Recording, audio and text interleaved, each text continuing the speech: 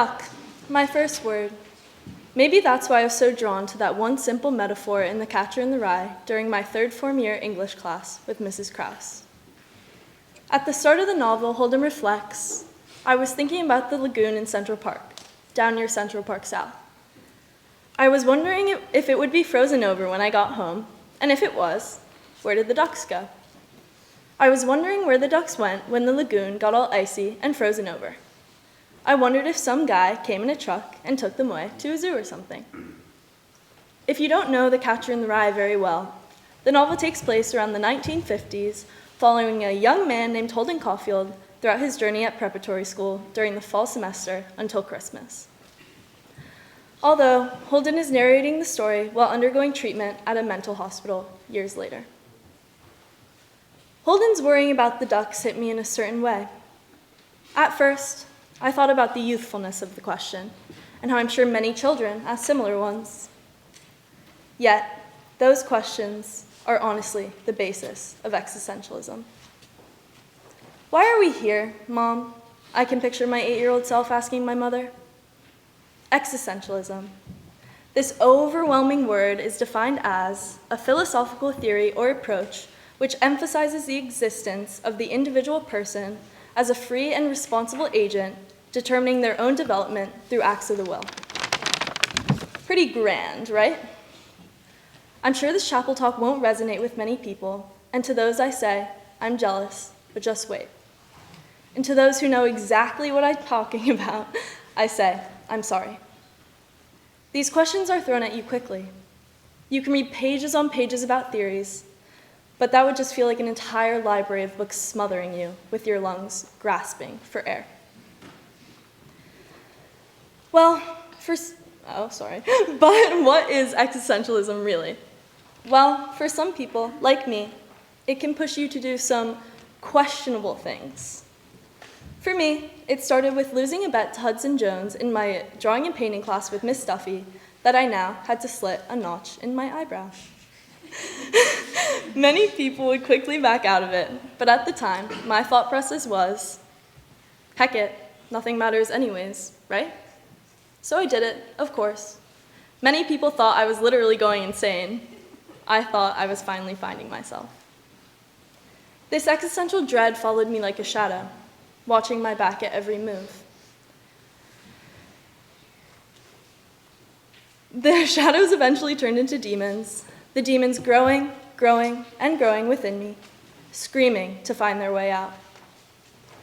I always wondered why I felt this way, and why no one else seemed to even bother to think about it. I eventually distanced myself from everyone, even my best friend that I get to call my sister. The demons shut my body down into survival mode. If there's no purpose in life, might as well just go through the routine and suffer the consequences. However, the demons eventually grew quieter, dimming the darkness within me to finally start seeing the light again. The conclusion I came to at first made me feel a bit better, but it didn't really fix much. Nothing we do matters. It's simple. That awkward encounter in the dining hall when you said the word hey in a slightly different tone. Doesn't matter.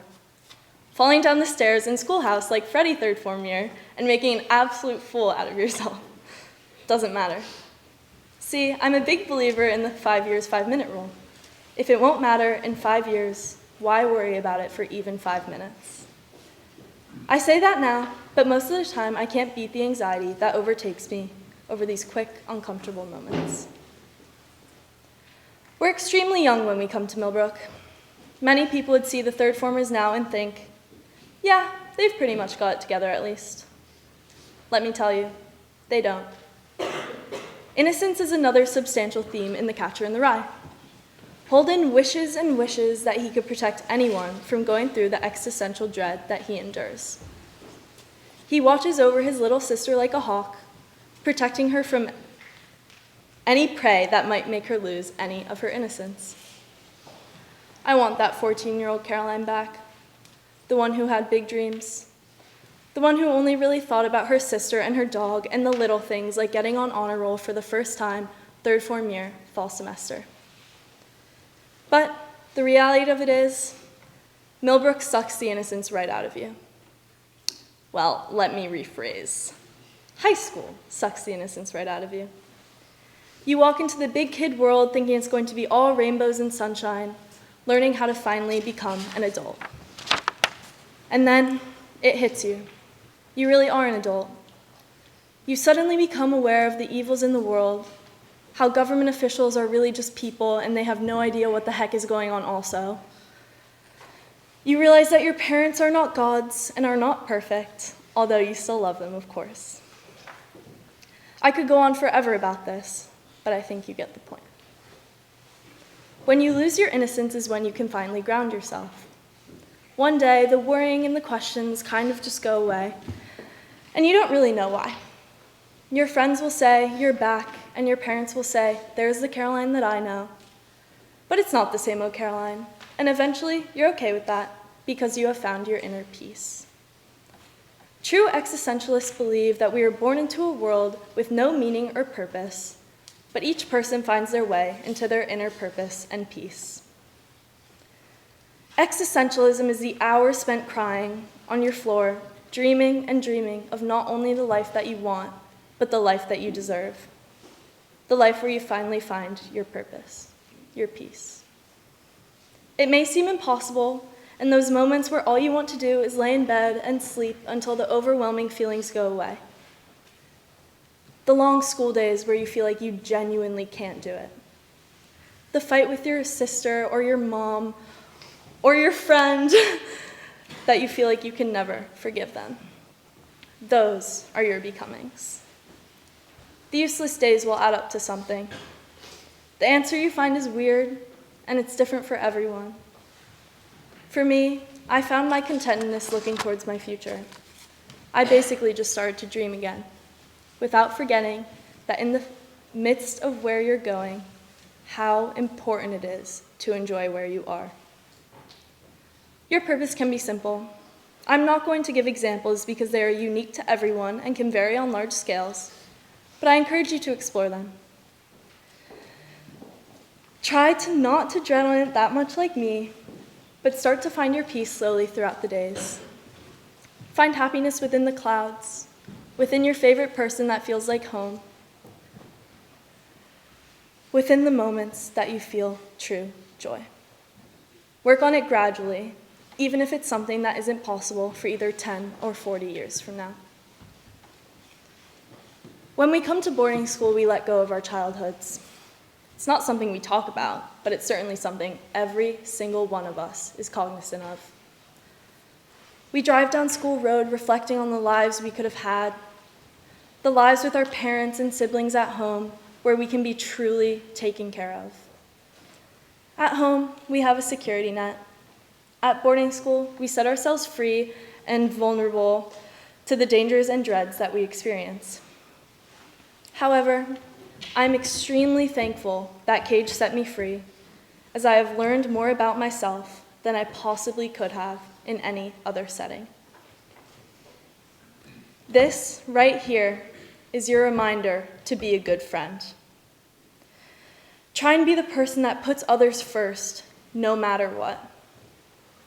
Pretend to be who your third form self would have needed, because you never know what someone is going through, no matter how much they put up a front.